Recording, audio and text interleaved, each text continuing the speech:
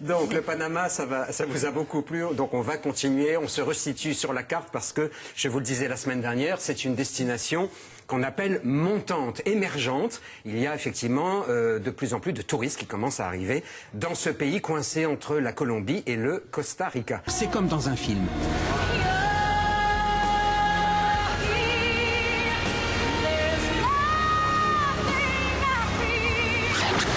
Nouveau bateau, nouvelle direction, cette fois cap vers le sud, côté Pacifique, avec là aussi des eaux aux couleurs lagon incroyables.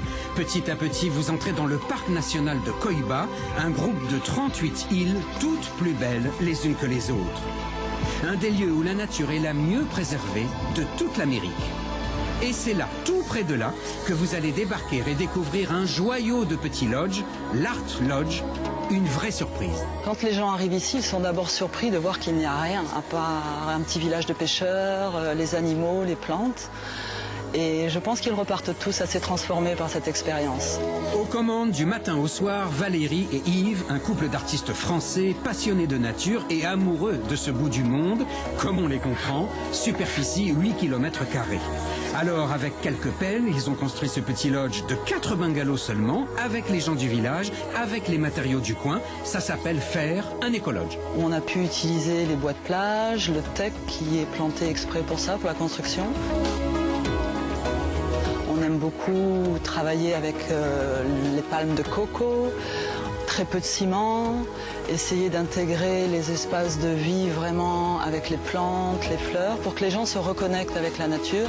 Et le tourisme de masse est un tourisme assez effrayant, donc de nous voir travailler dans le tourisme de cette manière-là, j'espère que ça va donner envie aux gens de la zone qui vont venir s'installer de continuer et de faire des petites structures plutôt que de grosses structures qui des fois déséquilibrent justement tout ça.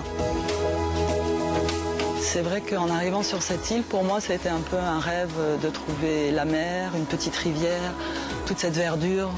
Je pense qu'on a une vie de plus que de milliardaires, on a une vie vraiment chanceuse. Voilà, et en reprenant encore un bateau, vous débarquerez enfin sur l'île paradisiaque par excellence, l'île de Coiba, inscrite au patrimoine mondial de l'UNESCO.